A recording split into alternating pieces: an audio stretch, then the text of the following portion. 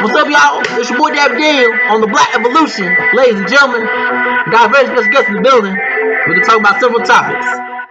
Mr. JCSU, going to HBCUs, the podcast, everything else, the music. Let's get into it. Let's get into it. Hey,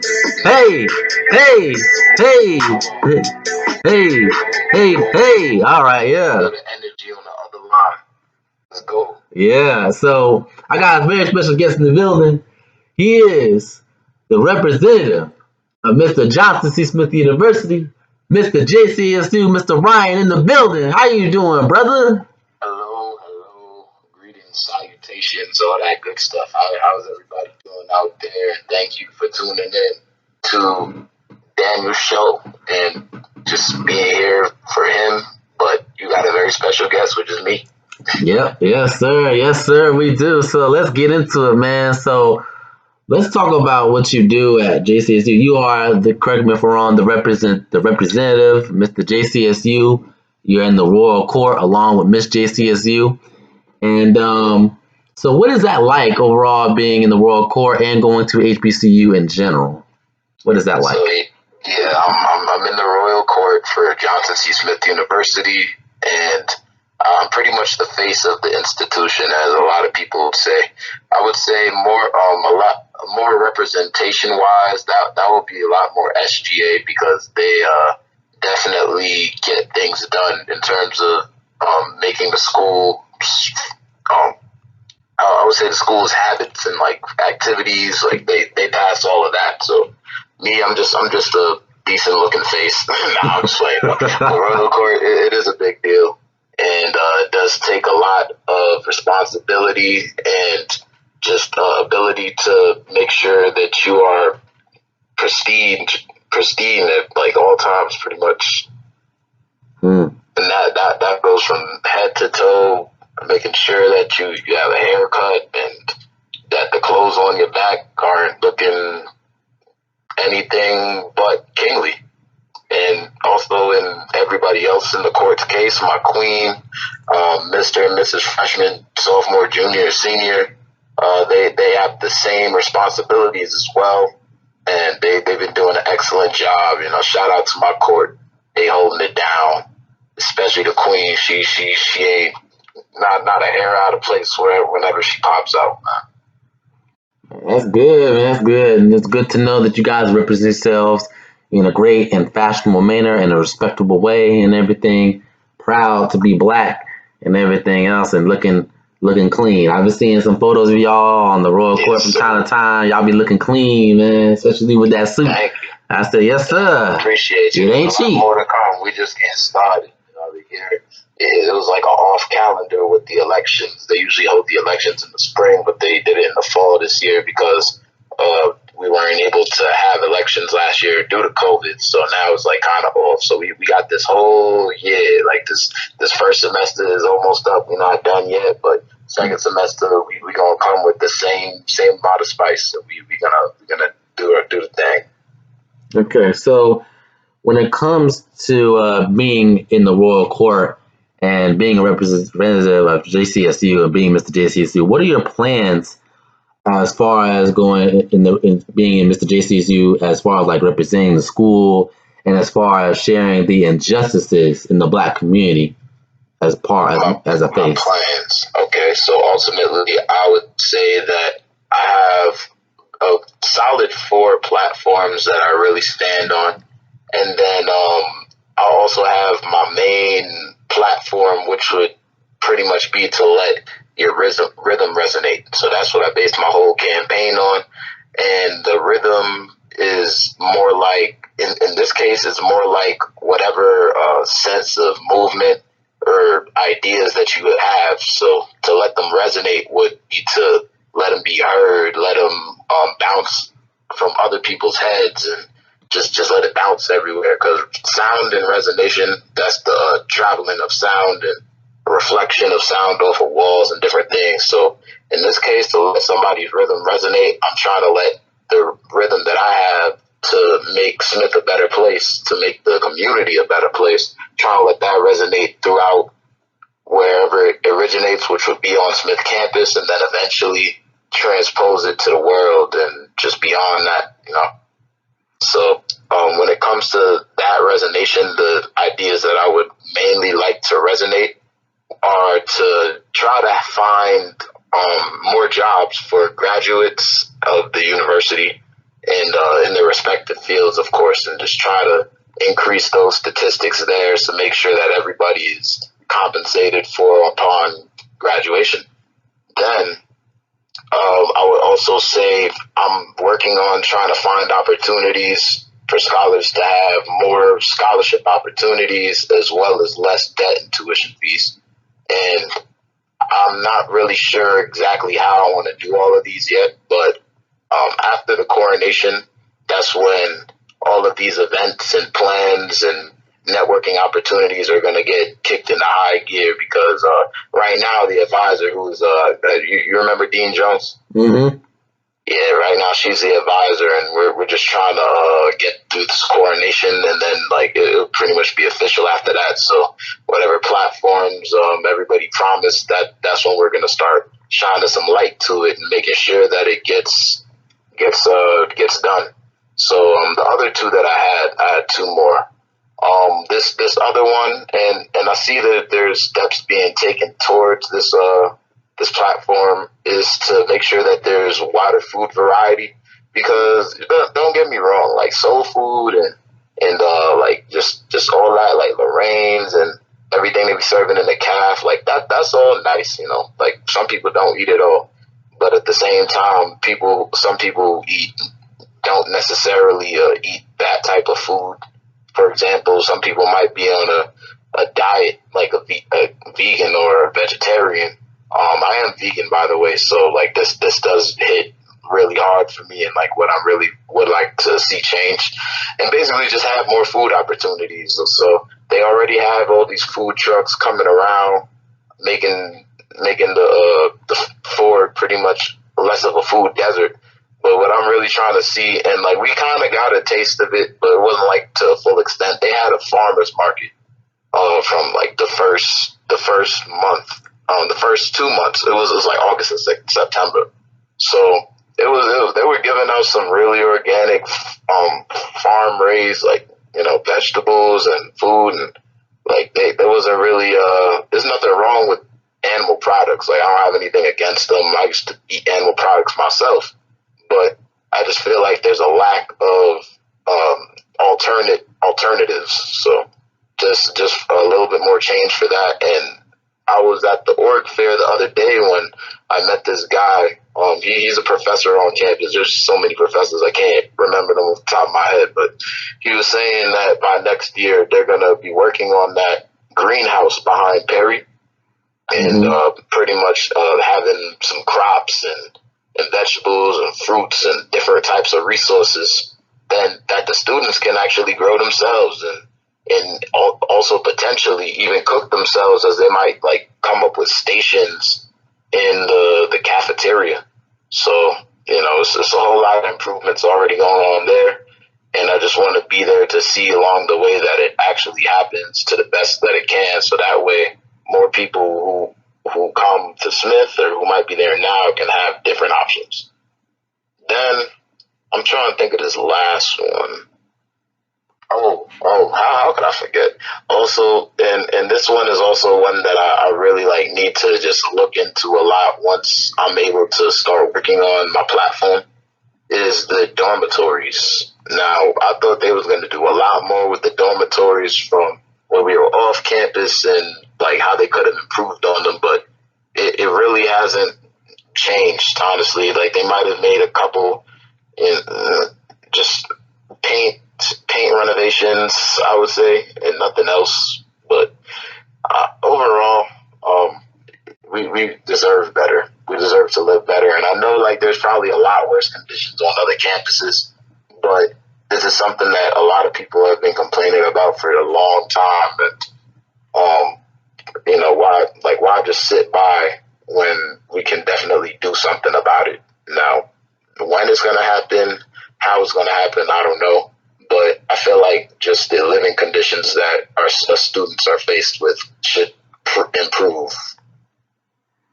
I definitely agree with you on that because I've seen, from my testimony at the campus, I've seen there was a whole situation with the mold and there's a whole controversy with that and the news media. Put all that on blast, I mean, I'm not putting it on blast. I'm just saying, like, hey, there's a lot of complaints. I'm just speaking the truth on my podcast that, hey, there was a lot of things that was going down and everything, and I ain't want to put it all. I ain't want to say it like that. I gotta speak the truth. Like, hey, there's got to be better living conditions for the students and what have you. And it took the news media to come down and everything. And there's a lot of other mess that was going down. I can't really talk about other than that, but it was just, yeah, man. I definitely understand. They never lied, man. Yeah. Hopefully we can do something about that. I know there's a long list of just overall campus things that they got to get to in terms of what they put money into. And I'm just really surprised that dormitories weren't like at the first, one of the first things. But I mean, hey, it is what it is. I guess a lot of them in that if it ain't broke, don't fix it mentality. Mm-hmm. Some things are broken that needs to be fixed, but I guess we'll get to it. Yeah, we'll get to it. Yeah, so we're gonna talk about like the injustices in the Black community. There's a lot of issues, and it comes to the Black community. One of them is police brutality and just the overall like businesses, the lack of Black businesses, the lack of support of those businesses, how we treat each other, the dating war that's going on within our Black community. How are you going to use your platform or use your status to represent or talk about or discuss those issues within the Black community? Or use the royal court? Definitely in the immediate community, there's a lot of, injustices firsthand have been toned down, but it's always that one injustice that riles everything back up because it happens. It didn't happen in immediate succession to anything else, but like we're always on guard whenever something happens in the community. So nothing as of right now. I think everything has been decent, but still we can't ignore the tragedies that have already happened. Like it seems like we get riled up and then everything gets shoved under the rug until something else happens. Then the rug gets pulled up, and we outside again, rebelling and fighting, burning cars down and doing all sorts of stuff, right? Taking people's just like I don't know, but it's all crazy. Now to protest isn't crazy, but in that regards, anyways, I just feel like it depends on how you protest. Like you could be a peaceful protester, or you can go running up in Saks Fifth Avenue, just taking things left and right. That's how you do it. But there is a right way to do things, and I feel like just doing all that is unnecessary. It's like we're almost playing into the stereotype that the Caucasians kind of give us when we do all that, and it's really just not necessary. Like we could go be civilized to have a protest, even though the civilized manner kind of gets thrown out the window when an officer does something out of hand, out of pocket. But at the end of the day, we got to still make sure that we keeping our composure as citizens who can like be civilized, not under any type of superiority or white supremacy, of course, but just in general as people with morals. Yes. So you also asked how do I plan on using like the platform to fight the fight against Black injustice, yes, or any injustice for that matter. So for sure, just a lot of the platforms that I already mentioned, but I feel like that would segue to a better community overall in terms of having people in their jobs instead of people just confused, not sure what to do. And then it would also kind of play into the part about keeping our kids safe on the street, if you think about it. because the less people who are outside. I mean, there's nothing wrong with somebody being outside. You grown, like you do whatever you want. But I said kids, excuse me. I meant like just our people, like our black community. So it was like, keeping people safe versus where they could be on the street and just get caught lacking by a police officer who's trying to start trouble. Like it's like there's nothing wrong. We should all have the freedom to do whatever we want, but the world as we face it, the reality is not safe. So it's if we were like all in our fields, just doing something that we can do. Honestly, I feel like that might be a better, just overall way. Yeah, I agree with you. Yeah. In terms of like the let the rhythms resonate, those are just the ideas that I had, like in terms of what I can do for the campus. But to think off the top of my head about what we can do to change the community and affect the community in a positive light, that would be, I would say, just making sure that everybody's mental health, because the black mental health, I feel like, is a lot more it's a lot more bothered than anybody else's mental health, because we just go through a lot. Well, we had a lot of generational trauma occur between the like the Atlantic slave trade and I know there was the Arabic slave trade before that. It was still taking blacks and all that. So it's just generational trauma, and making sure that from each generation to each generation, as well as what's going on in our current Generation Z, is like we just got to make sure everybody's mental is okay through everything we go through, whether it's on the street or even in the classrooms. There's a lot of trauma that comes from being inside and just going back and forth between hybrid and back and forth between in real life and on Zoom, which is hybrid. So it's like just making sure that everybody's okay overall. That would be like an idea that I would really like want to let resonate. Like, ask somebody next to you, are they okay? That goes such a long way to somebody who might be grieving on the inside and you don't even know it.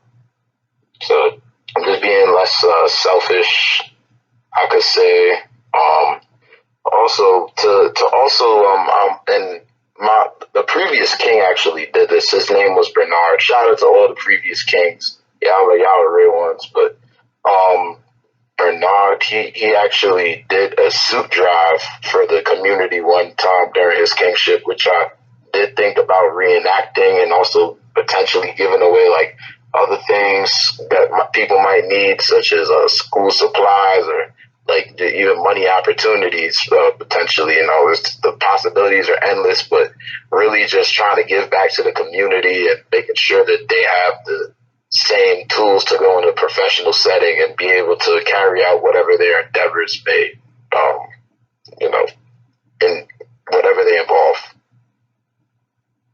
I definitely agree with you on those, and I like how you want to represent the community in terms of suit drive, in terms of giving back to the community, because those things are needed. And speaking of HBCUs, I want to go into your experience about going to a HBCU. How is it different from other colleges, and why do you think the HBCUs are still needed at this current point in time?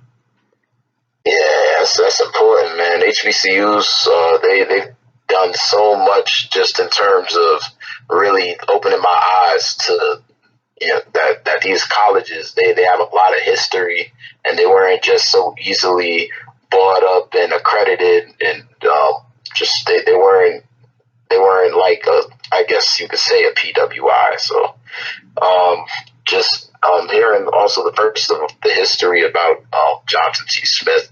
Now, I'm not a historian on it, but I know that, and then also my college advisor, who the one she was responsible for me like hearing about Smith, she would always say like her grandfather was the one of the freedmen who helped build Biddle, and every time she told the story, she was just like she was always into it, so I knew it was special to her. But like she wouldn't want us to really go to any other PWI, she would specifically say, like, you have to go to a HBCU. And now I know why. It's because our culture and our legacy, you won't find that at any other, like, institution besides an HBCU. Like, historically black colleges and universities, they might even have libraries and archives of all the, like, a lot of the old things that are relevant to us today. But I would say the main reason is just to really be around people that look like you, be in the comfortable classroom settings with teachers who want you to succeed. Not to mention the class to teacher to student ratio is a lot lower than somewhere like where you would be in number from, you know, just 1 in 100 or however many people are in the class, and then you could barely even get to talk to the teacher. So that's like, it's a whole lot better in that regard. Also, just the Greek life, it just adds a whole element to HBCU.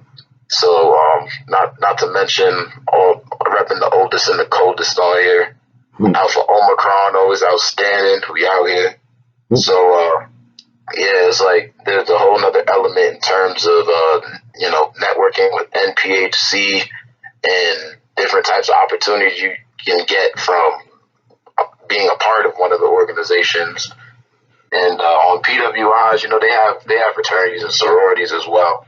But when it comes to black fraternities and black sororities and, you know, joining that compared to one that's predominantly white, you have a higher chance in, like, just finding and networking with people who are going to benefit you in the future.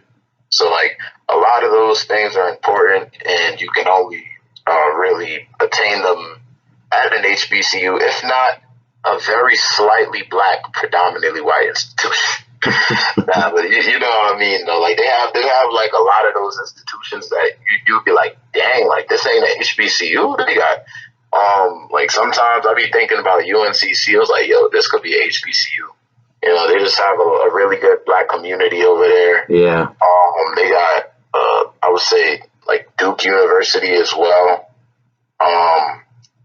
And I'm just thinking of, like, immediate, like, PWIs, like, honestly. But yeah, this is a lot. Like, I'm sure you know, like, a couple.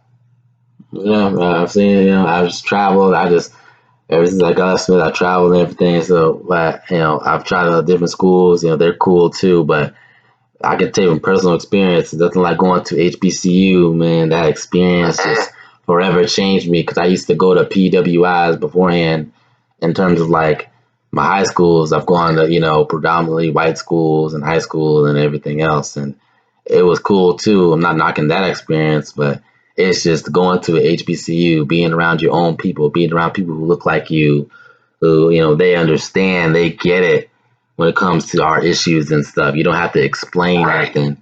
They just understand automatically, you know, and just being around teachers, it's like a family. It's like they support you. They want you to succeed. They just go out. I like how they go out of their way to help you and everything, and to just give you opportunities to succeed and everything else. And I like that. Versus, you know, other schools, they don't really, it seems like they're just a number. They don't really care about you and everything. But HBCU, they go out of their way. Like, you look on the ID at Smith, you know, it might have like 6, 7 numbers. ID at like somewhere like OSU got, like, looking like some coding or something. Yeah. Got like 20, 30 different digits. Yeah. Smith is like 6 numbers and that's it. And it's like, yep, that's all you need, man. And then, it's just that experience overall is a great experience and everything. And when it comes to our discussion of why they're still needed, I believe that they're still needed because, like, the overall environment, the family, the education system, how we educate ourselves and everything else, you can't get that experience nowhere else. And that's just my thoughts on it. What are your thoughts on that, brother? In terms of the education? No, in terms of, like, overall why HBCUs are still needed at this point. Oh, they're still needed because our future generations, like, of just the black race of African American diaspora, we need to be rooted within where we came from, and a lot of that root is fed through HBCUs. So that's how we get a lot of the knowledge and a lot of the culture that we, there's a lot of Black history that I just don't think I wouldn't be able to have if I weren't on an HBCU campus. And this is going to be a good movie recommendation, by the way. It should be on Netflix right now, but go, whoever's listening, I would highly recommend y'all go watch Sankofa, or The Spirit of Sankofa. I forgot like the specific title, but it's a great movie about how this lady, she's pretty much sent back to Africa, and she goes through slavery in order to be brought back to compare to the injustice that was brought to the setting at the time, which was Sierra Leone. I'm not explaining it the best. Y'all just better go watch it, but it's a pretty good movie. So it's like the way I got to watch that movie was through the McNair administrator. His name is the director. I mean, his name is Dr. Smalls, and he had us watching that movie. And they people like that. Like it was only like 3-4 people, but he still made us watch the movie. So it was like close quarters versus there'd be like 50-60 people. And who knows what y'all might be watching at a PWI. Like y'all wouldn't be able to watch movies like that just teach you about your overall lineage and heritage. So it's in that respect, they definitely get the fact that we need to be reminded sometimes if we don't know already. That's really all I gotta say on it. Like it's you can't go wrong going to an HBCU, especially if you of the BIPOC, which means Black or Indigenous people of color, like groups. So yeah, that would be the best choice. Like I hope there's still HBCUs, and I'm trying to send like my daughters, my sons. I'm trying to send all of them through to an HBCU and watch them matriculate. Mm-hmm.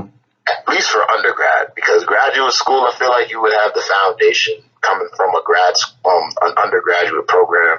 Then you can really do whatever you want in grad school, but you only really get the experience in undergrad because that's where so much of your development is going to happen. So.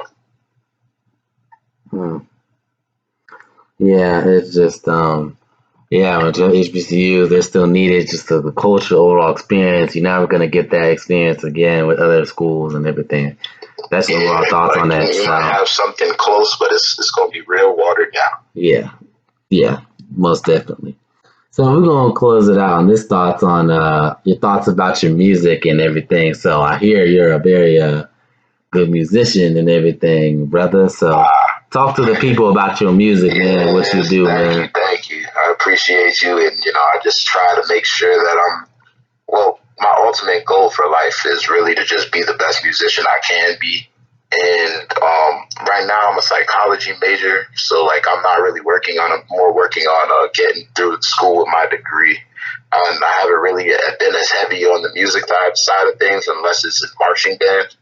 But overall, like I would like to learn as many instruments as possible, improve on my singing, my rapping, just producing even as well. Like I'm trying to get into all of that, and God given the chance, eventually I'll be able to make money off of it.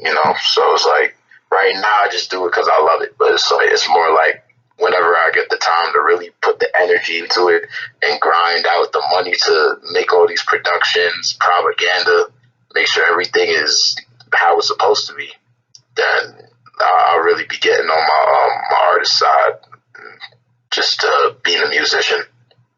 So like I don't know right now. It's just I'm just trying to make sure I get through school mainly. Is what it is. But I haven't disappeared. Like I haven't really released anything in a minute. But I still got songs, and like I'm still thinking of songs to be made. Got a lot of people I collaborate with on Smith campus as well. There's a lot of talented artists, and yeah, to any artist who's like listening, just make sure that you're doing it for the love of it at the end of the day. Because if you're doing it for the money, chances are if you don't got money already, you're not gonna really get too far. And if you're really doing it for you, then you'll do it regardless of if you put money into it or not. Not to mention, you do it enough, the money will come later in some way, shape, or form. And that's what I'll be telling myself, honestly, because I'll be having to remember sometimes, like this is what I love, but at the same time, it does get frustrating. Like I could understand the frustration of people who like do what they could do what they can, and they can't like really get off the ground from it. But it's just got to try again, try something different. There's a million and one ways to make a song, and we all get stuck on maybe like 5 ways to make a song. That's because we all caught up in the same paradigm of the mainstream. We don't like to take our time and experiment with ourselves and then bring our best selves to the table. We just like to jump in and go. And that's part of the generation. That's what I've been told, actually. Like, I've been told a lot of this from this guy who just spoke on it a lot over the summer to me. But, everything he was saying was facts. Like, this generation, it gets caught up in the little things and, the instant gratification, I should say, of just being on social media and following their favorite star. We didn't have all that way before. Like, we weren't in this golden age that we're in now. So it was like, I just like to look at it as if I don't have everything that I can have. So I'm just going to make sure that I can do what I can and just make this music. And eventually, it'll come to fruition. Best of luck to you, man. Good luck with the music, brother. If you need help producing the music, I know a good record producer. He's good with beats and stuff. So if you need help with that, I can hook you up with him, and he can do some recording in the studio time and stuff, brother. That would be lit, man. That would be lit. So, I'm just making sure that everything on the school side is good, so I can, make all the music I want. Because if I could, I would really lock myself in the studio and make music all day. And like that's how I feel about it. No matter what types of sounds I use and rhythms, flows, if I sing or rap, there's just so many elements, and I just feel like there's definitely a space for people who know all the elements and how to navigate them properly. Yes, sir. Yes, sir. Well, best of luck to you, brother. This is your boy Davin Daniel. We are closing out this interview. I just want to say thank y'all, all my fellow listeners and everything. Keep listening, keep supporting me, keep believing in me, and make sure you check out Mr. JCSU at Johnson C. Smith University. Thank you for having me here, man. This was a great opportunity to get a lot of things off my chest and really portray the elements that I'm trying to maintain out here in Smith. Yes, sir. Yes, sir. Glad to have you on here, brother. This is Dab Dan. We signing off. Listen to the outro music.